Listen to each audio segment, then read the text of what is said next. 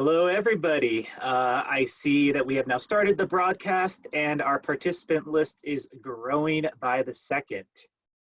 So welcome to the Conservation Lands Foundation Conservation Pride webinar, supporting and empowering LGBTQ conservation leaders. My name is Andres Esparza. I'm the Grassroots Engagement Director here at the Conservation Lands Foundation.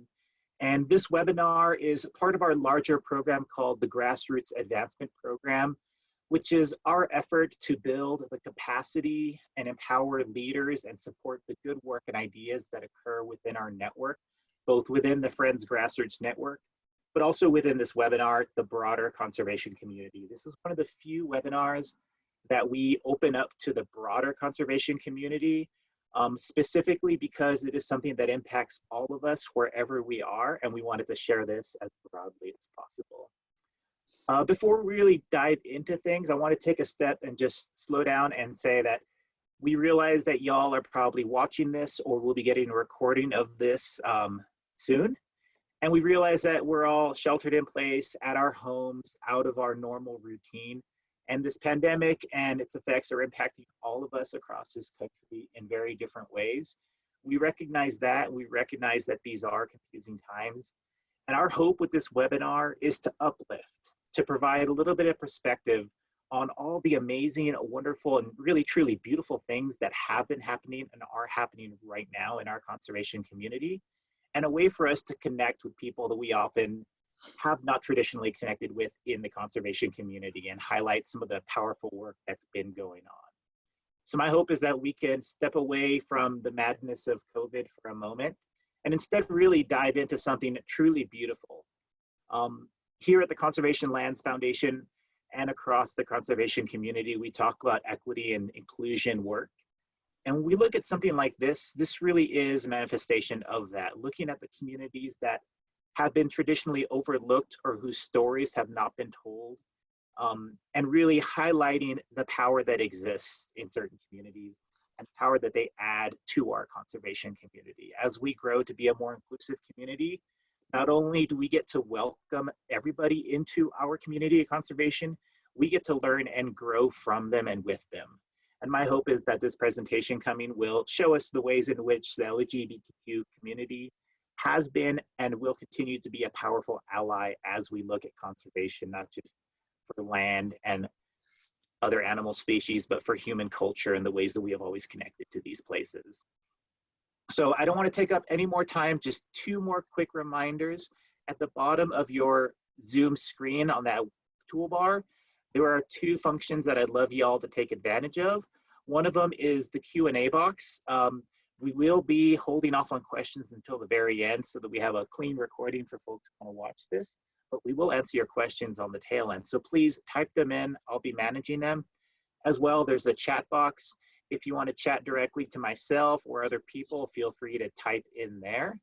And at the end, if we do need to unmute you for the questions you'll be asking, we can do that on our end. So for now, without further ado, I want to turn it over to Char Overby, our Senior Program Director, for this great webinar. So Char, thank you so much, and it's all you. Fantastic. Well, hello everybody. It's a real privilege and pleasure to be delivering this webinar. It's a great milestone for me personally, and I really appreciate all of you taking the time to be part of it. So I have three goals for the webinar today, and the first is to take a bit of a look to the past and see and talk briefly about some LGBTQ people who have come before us.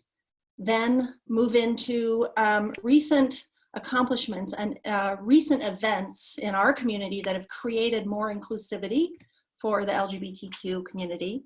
And then a third component, which is to look to the future and to see where we want to go to continue this momentum.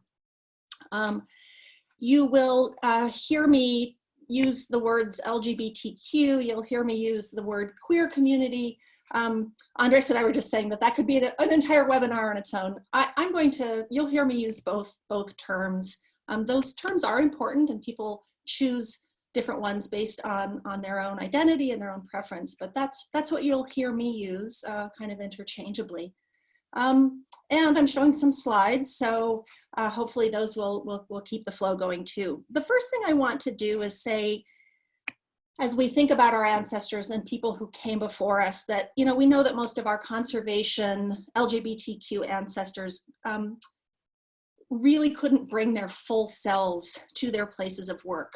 They feared for their jobs. They often kept their relationships hidden, often at really great personal costs, sometimes tragic costs and professional costs. And, you know, there's this phrase that says, we stand on the shoulders of the giants who come before us. And we benefit from their experience. We benefit from our hindsight and how we can view and interpret and find encouragement from what they did. So I'd like to offer just a quick glimpse at a few people in that world. The first slide I'm putting up is Rachel Carson, founder of really modern environmentalism as we think about, she was a marine biologist, an employee with the US Fish and Wildlife Service, and of course, author of Silent Spring.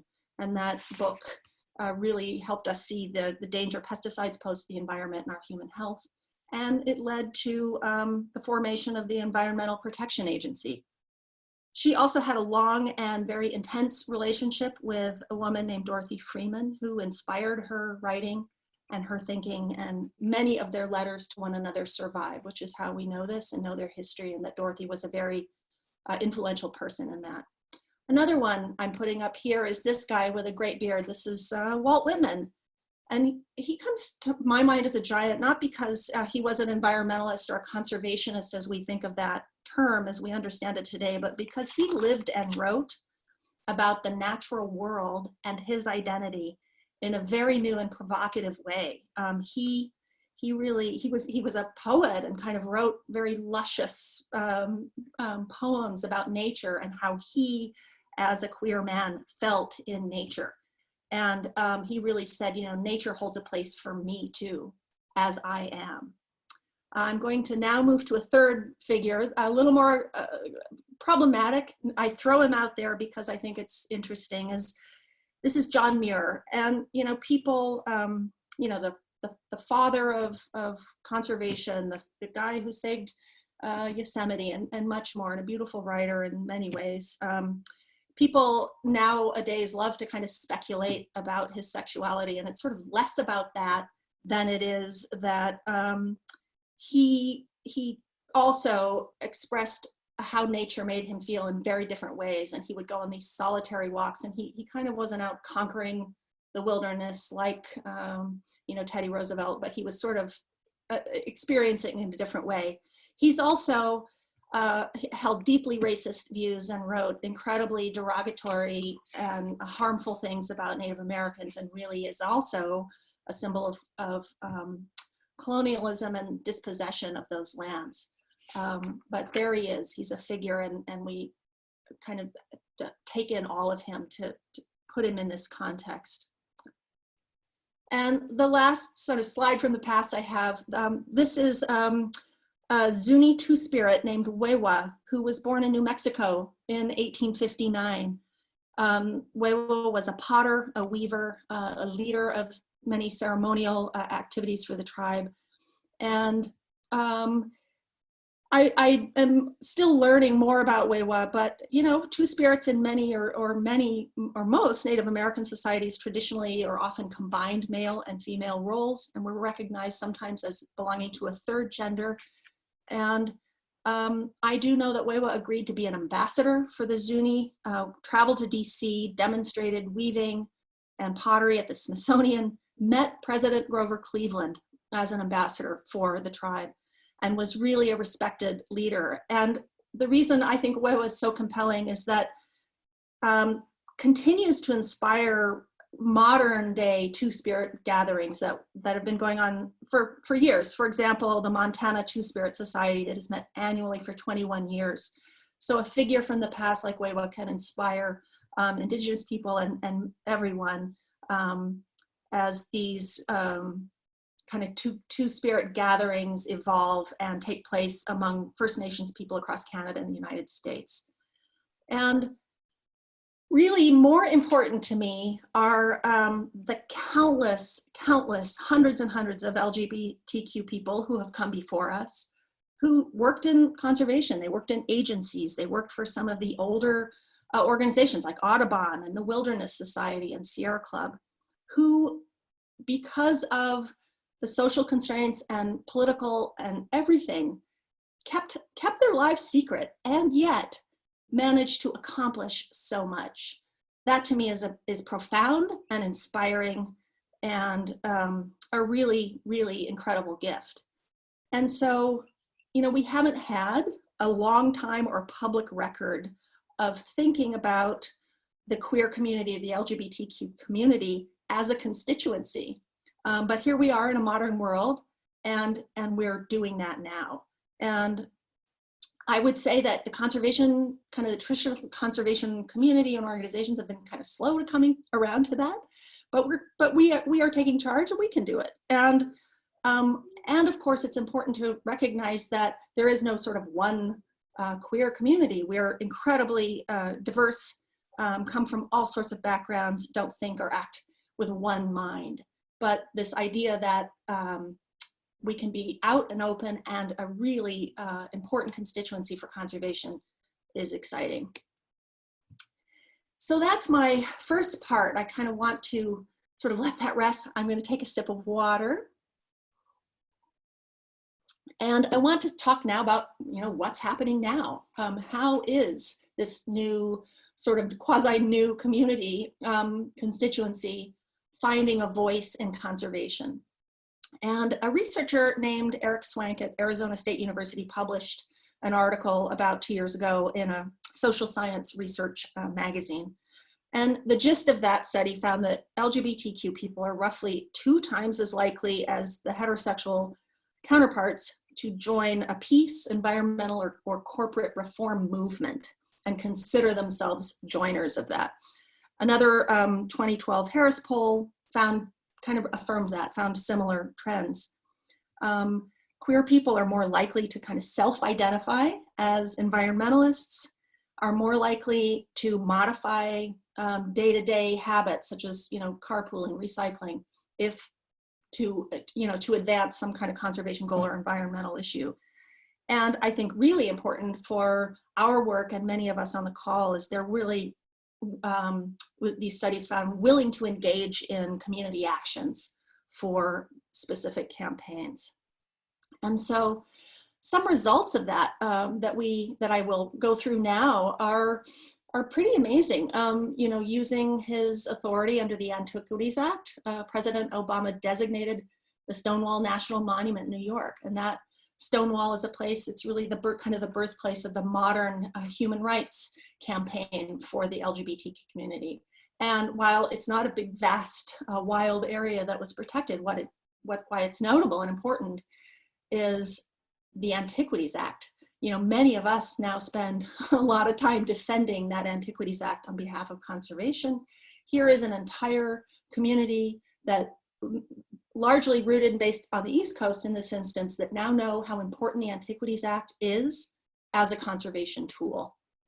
Last year, in our own world of the Conservation Lands Foundation, we for the first time hosted a session at our Friends Grassroots Network Rendezvous, which is our annual gathering, to talk about these very issues. We showed 2 short, beautiful films, one made by Alistair Bitsoy, who works with Utah Dene Bakea, talking about being a young kind of modern two-spirit and the healing power of bear's ears and where those 2 things intersect.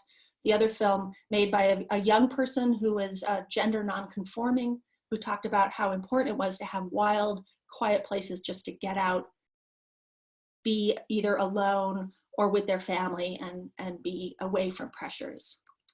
Other great examples is that in past administrations, particularly during the Obama administration, but it was true in the Bush administration too, the Department of Interior really celebrated a Get Outside Day, and on social media, and people were invited to submit and hashtag their images. And that was a very big moment and very important too for Department of Interior employees who are queer or LGBTQ identified. This particular photo that you see is one that CLF, I'm trying to remember the story. I think my former colleague Sam Goldman took this photo at Gunnison Gorge in Colorado.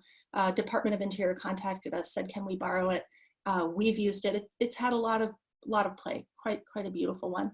And then I mentioned too that the first full gathering of people sort of like us on this call who want to explore this and really talk in depth about what it means to be a constituency for conservation.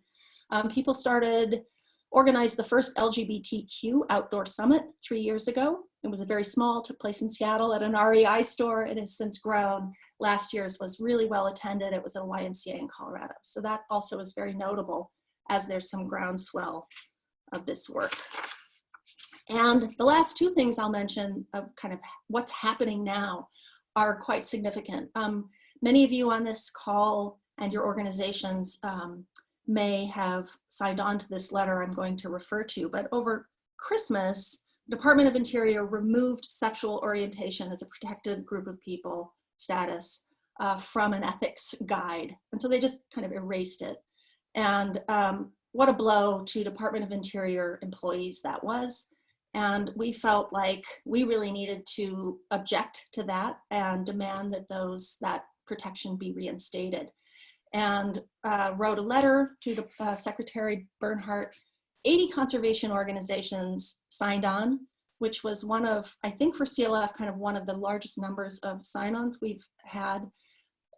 Delivered that letter. And then my colleague, David Feynman, took another avenue, which was to approach members of Congress and make them aware of what Interior was doing in terms of discrimination against their own employees.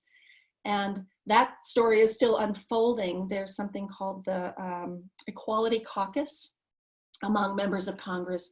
They too have drafted a really thorough letter that to the Interior Secretary saying, why is this happening? How do you intend to protect these employees?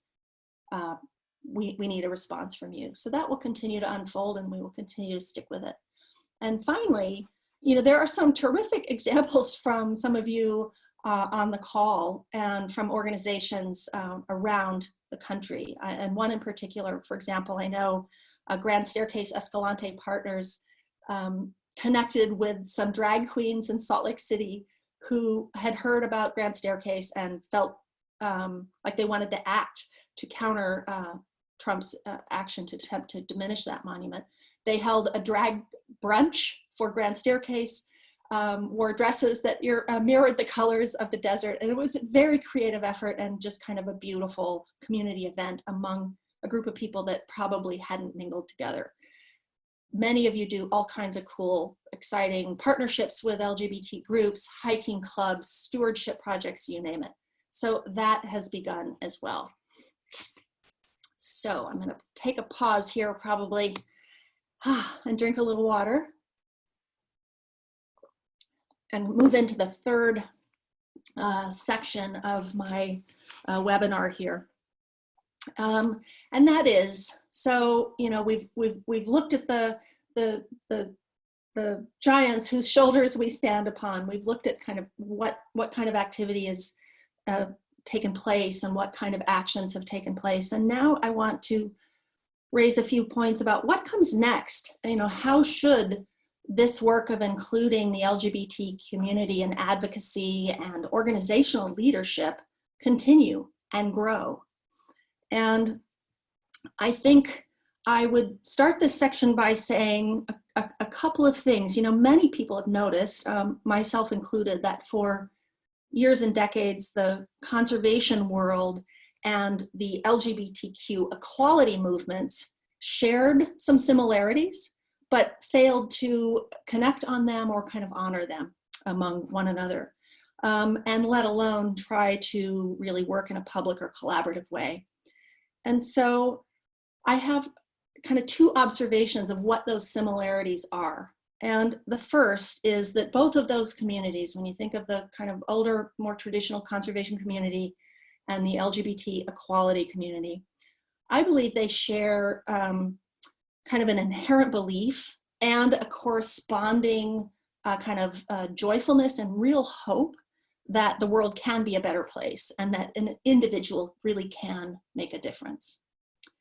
The second thing I think those communities share is that both of those communities prioritize safe and beautiful, sustained places, loving spaces. For the LGBTQ community, the queer community, that's often been out of necessity, living on the margins of maybe sort of society. You form your own place, or maybe being not comfortable within your family, you create your own family. And as a result, the queer communities are very diverse. They're intentionally built, and they're sustaining, and they can be very loving and strong communities and strong places. In conservation, we have to do the same thing. We have to, if we want to protect a forest or a park or a river, we have to create that community that will do that. So those are two commonalities. I think we're bringing those things together and can grow and build our strengths around them. And to do that and carry that work forward, I think there are three important kind of venues for that. One is in the content and the stories we tell. We do that for our supporters, those people who support our organizations and our work. And then looking inward, we do it for ourselves, our staff, our board, and our volunteers. So that first one, sharing great content and telling good stories. An easy way to do that is to begin amplifying information and stories from people who are already working in that LGBTQ space. And I'll show you some examples of that. Sharing and tagging information and events. And also amplifying agency and the outdoor industry posts in this realm. The outdoor industry is also realizing they can do a better job of making LGBTQ people visible and part of their marketing and part of their experience and their story and customers, right? So I think as conservation groups, when we affirm and retweet and validate the work the industry is doing, it helps us, because we all know we count on the outdoor industry for so much support. So here are a few examples of some places where you as an organization can follow. These are all Instagram, but they're elsewhere on social media. These are really creative people who have started to do this work that we're talking about. The first you'll see here is called the Venture Out Project. Almost 8,000 followers. Wilderness trips for the queer, trans, and LGBTQ plus community, based in New England, Pacific Northwest. The next one I have here is Unlikely Hikers. Jenny Brousseau, I met 3 years ago at the first LGBTQ Outdoor Summit, and she was just starting this and learning kind of, for her, it was about sort of being a woman of larger size. She didn't look like someone in an REI catalog. She was identified as queer. She wanted to get on the trail. She was trying to just sort of be herself and change the more stereotypical model she was seeing. She now has 84,000 followers, and she's doing a podcast and some really wonderful work. Another great organization that was started by a Wilderness Society employee, Hannah Melvin, it's called Pride Outside. And that too is an LGBTQ outdoor community for paddling outdoor activities. And Pride Outside became one of the original organization or entities, communities that started the summit that I mentioned before. Just three more quickly. Patrick Out in the Wild. I don't know his story. I just think it's great. Out in the Wild, climbing guide, wildflower lover, wilderness explorer. Again, just building his own community of what he loves to do. Wild Diversity is another terrific one. We are creating waves for genuine diversity and equity in outdoor education and adventures for the Black, Indigenous, people of color, and LGBTQ communities. So again, the work is happening. And then one of my favorites, and I'm sure many of you know, Patty Gonya, who is just a fantastic messenger, humorist. I mean, the stuff is funny. Some of what he posts is so funny, but also very serious, very pointed. He's really, when he makes a mistake, he lays that out. When he builds has a hike with kids, he just lays it all out. And he's quite a remarkable person. He has 241,000 followers. I think now he's a brand ambassador for American Express. He does good things with that money. getting kids out on the trail. He's extraordinary. So I'll end with that one. And, you know, really, there we go, sorry. The reason I bring all of that up is that that's an easy place for our organizations to just start amplifying and contributing those stories, and perhaps sharing your event with unlikely hikers, so that the word gets out and the community grows. The second thing we can do that I think is important is to support your supporters. And that would be for your organization to get out there and participate in particular events.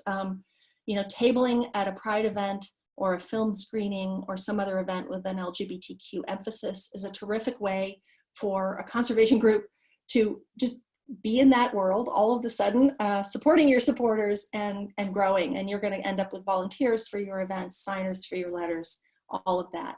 That's a super way, and particularly Pride events. I know, again, I mentioned Grand Staircase Partners. They tabled at a Pride event in Salt Lake City shortly after the current president attempted to diminish the monument. And there was an audience and a group of people it was in the news, they were outraged, they took action, garnered a lot of letters and support and signers and people who agreed to submit comments and take action on that. So that's another opportunity that we can carry this work forward. And then finally, the last piece of this for me is kind of looking inward. We as organizations are diverse, growing, we're trying to really be inclusive. And so for looking inward to your own organization, your own staff, your colleagues, your boards, your volunteers, you know, I would ask, does your organization have an equity and inclusion policy? That's really important, especially if you want to kind of put into action what we say we want to do, which is be inclusive and be smart about how we're being an inviting organization to all kinds of people. And I've heard often, you know, I think people who are job hunting, and if you need to attract good people, you need to have this policy, because a lot of job hunters and seekers want to see it and want to know that, oh, that's a value of this organization, great, I can work there. I also suggest that, you know, you might, as the LGBTQ Outdoor Summit probably has to regroup now this fall, or perhaps wait until the spring, you know, you might have an employee or a board member who wants to go. And that's a really beautiful experience, immersion in that community and the ideas of, again, just continuing to build the LGBTQ constituency for conservation. So that concludes my formal slide and those 3 sections I talked about. I would end this with a reminder that now it's May, and that typically next month around the world, June is full of Pride events, and that I hope that this 30 minutes has kind of given you maybe some ideas of how your organization might celebrate Pride, and I'd love to hear about those. And then the other thing I would say in closing is that I really, I've been thinking about this quite a long time, but kind of alone. I don't have a lot of collaborators or colleagues yet, and I need to do a better job of hearing from other people who have given this some thought. So I welcome your reaching out and ideas for collaboration. And with that, I will stop. I'll take a drink of water, and I'll let Andres perhaps read some of the questions, and we can open that up, and I'll let you kind of MC that, Andres, if you're game. Sounds great.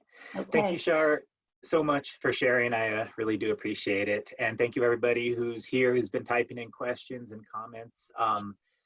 Like Char said, like I said in the beginning, this is the beginning of something that a lot of organizations should have been doing forever ago. And unfortunately, we are now starting to celebrate this in the way it's always should have been celebrated. And I say that in a good way, in that people are here, we want to talk about this. So we're looking forward to next month, knowing that next month is going to be special, one, because it is Pride Month, but also unique in that we're still in this crisis. And I would really love to hear what folks are going to be doing and how they're planning to celebrate. Like Char said, because I want this to be the first of many webinars where this community grows and gets together and shares resources, so that, you know, this isn't a one-off webinar where we talk about this and we've done our work. This is the first step in inviting a bunch of people to the same table virtually to talk, so that we can roll into next month and be a powerful conservation community, knowing that we are inviting everybody into the space and learning from them, because ultimately that's how we're going to win, and that's how we're going to win in the right way. There's been a bunch of questions and chatting going on. One question somebody asked is, are we going to be getting these resources? And quick housekeeping, you all will be getting a follow-up email with this video. You'll be getting a slide deck presentation and a bunch of resources. So along with those resources, you know, I have my limited list that I go to when I'm looking for resources. Something that I would ask you all to do before we finish this webinar sometime in the next few minutes, in the chat box, put your favorite resource for when it comes to how to be a good ally, how to be inclusive, 10 do's and don'ts, whatever you found most effective, whether it's talking to executive directors, leadership, board members, staff, or community, things that have guided you and helped the community grow, share them with us, because I want to include all of them in a follow-up email, and I want to gain everybody's perspective as much as possible. Let's see. I'm just going to go down the list, Char, and ask the questions kind of as they came in. And I see that somebody raised their hand, actually an old friend from a while back. So Toby, we'll get to you in just 1 second. Andres, I have a question. Should I stop course. sharing my screen or leave it up? Let's go with unshare. That way we can see each other. Yeah, let's just leave it like that. There we go. Okay. Great. From Anne Mayo-Keeley, do any of you have recommendations for great trainers, or facilitated discussions? Kind of that resources question that I posed to everybody. But Char, since you're on and you're on the screen, I would love to hear maybe what has been your greatest tool for talking to network members, fellow staff like myself, or other partners as we explore this. What has been your best resource? Oh, I don't know. Sorry to put you on the spot. No, that's quite all right. Probably my personal experience and the fact that I've worked in conservation for going on 20 years. But I try to read a lot. I've learned a lot from those Instagram accounts that I put up on the screen, and those leaders in that space. I look at their events, I look at their links. I find that a terrific resource, and all of them inspire me. Cool, thank you. So I think a lot of us are having questions about regularly scheduled conferences and events and whether they're happening. And Danica wanted to know, is there an Outdoor Career Summit happening in the future, 2020, 2021? You didn't see any information about a 2020 summit even before COVID-19. And having been to a couple of them now, Char, do you know what's coming up? I don't believe there is, and I don't think there's now currently yet plans for an online version either. I suspect we might put it off until the spring. I highly recommend the LGBTQ Outdoor Summit, and people who have organized that have just really put heart and soul into it, and it just improved by leaps and bounds in the 3 years. So I only know it's going to continue to get richer in content, more thoughtful, have an even bigger impact on people when we do get to gather and go again. All right. Now I'm going to scoot on over to the question and answer box, and I want to save this for the last because it's a couple questions in one. So we'll go with the first one. From anonymous attendee, in my experience, many staff in the conservation world are relatively aware of queer inclusive behaviors, but board members can be a bit more old school, even making homophobic and transphobic comments in staff board gatherings. Are there any statistics, percentages of LGBTQ staff and LGBTQ board members in conservation organizations? I think that's one, a sad commentary on kind of what we're experiencing, but also what did the numbers say? Yeah, that's a great question. That would be wonderful data to have. I don't know of any. I'm not intimately connected with the people who are working on the Green 2.0 report regarding people of color in conservation.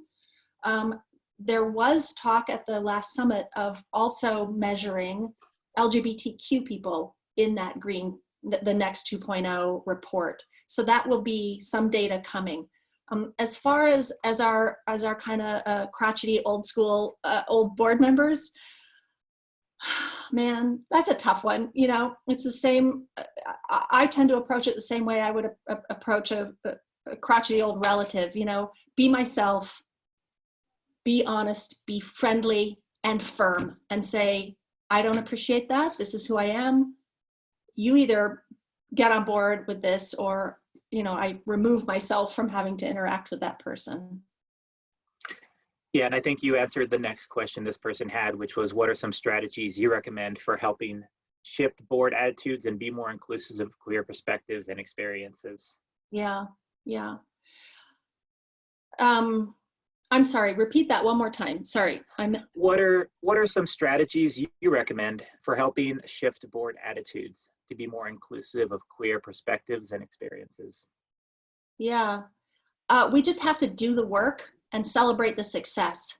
Particularly, I know many of us work in very rural communities, for example, and that presents its own challenges for a number of reasons. But if you have an opportunity to table at a small community's pride event, and there may only be 50 people there, but you do it and you have one interaction with, say, a young person, and it's positive, tell that story to your board, you know, report back, and just do it over and over and over again. And I think people begin to see that it's really, that's change and that it's positive. All right, thank you. Another question, feel free to answer this if you want. Char, can you share how you identify? You used we. Sorry if I missed you saying so. I used we? Yeah. Maybe I was speaking of the LGBTQ community when I said that. Perhaps I was being, I'm a lesbian. I have been out for a pretty long time. That's how I identify. I am also somebody who wasn't always that comfortable with the word queer when it became much more popular, because I'm old enough to remember when that was a real insult and used against me and many other people. So I have had to kind of adjust my thinking of that term. I welcome it now. I think it's really a sign of change and progress. Thank you. From Katie Wallace. Hi, Katie. I heartily agree about amplifying queer voices, which I try to do in my personal life. But when I think about doing it on my professional social media channels, I think both organizations I work with would question the relevance of queerness and conservation, particularly one of the organizations that has to walk a fine line between conservative populations and more liberal audiences in its efforts. Do you have any advice for approaching the leaders at these organizations? That's a great question. Oh, it is a great question.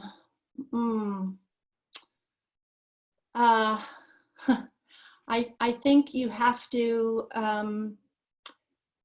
just find your courage and tell and be personal in explaining to them why that would mean a lot to you and why it would be important and why it will reflect so well on the organization as you do become more inclusive in that way. It's not easy, you know, it's not an easy thing to do.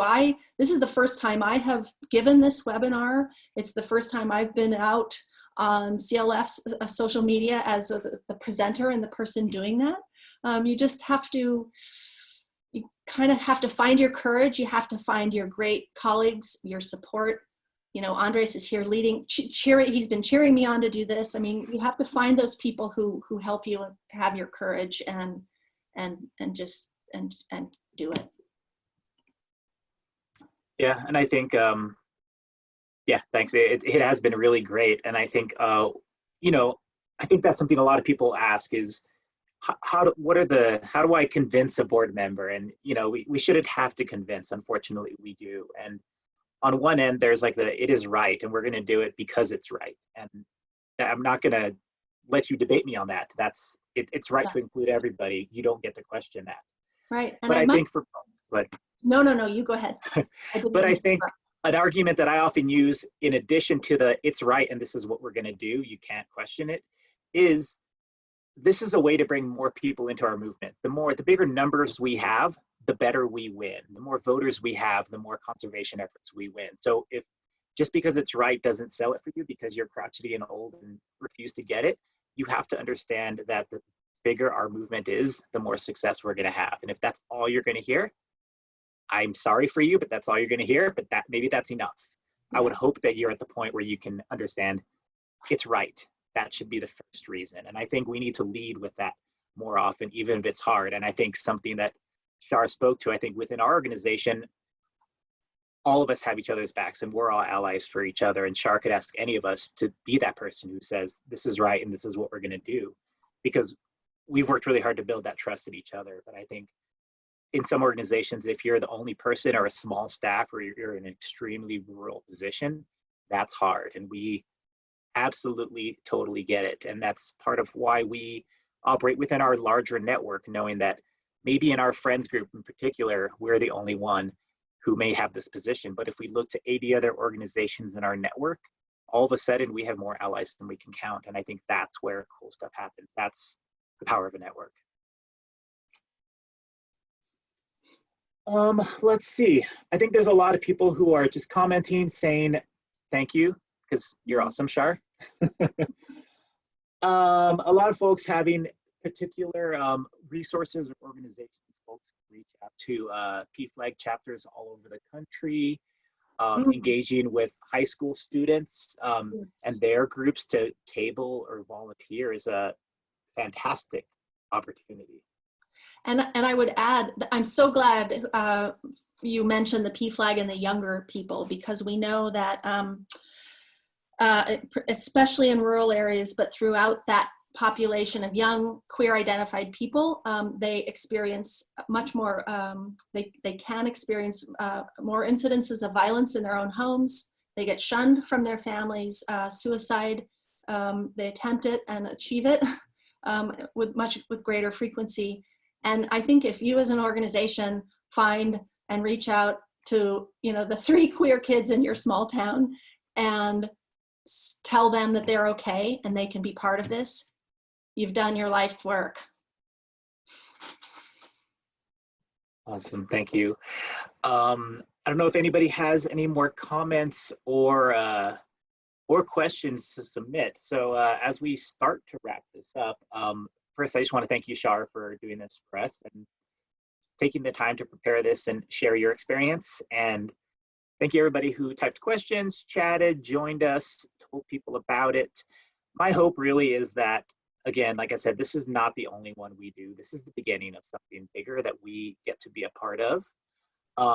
Next month is coming up. It's going to be tricky to get out, but if we're creative and we think about how to include everybody, I think we can do some pretty cool things, even if we're a little closer to home.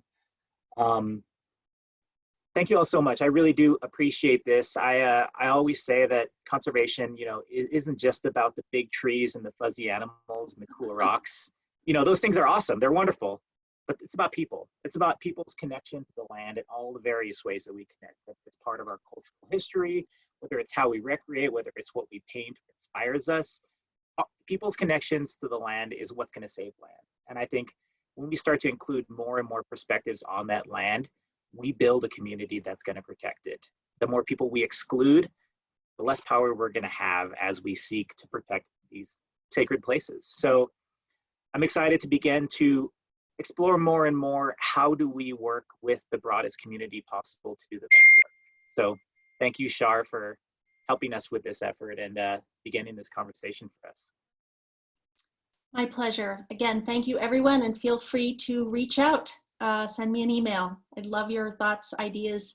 Feedback is a gift, so please do that. All right, y'all.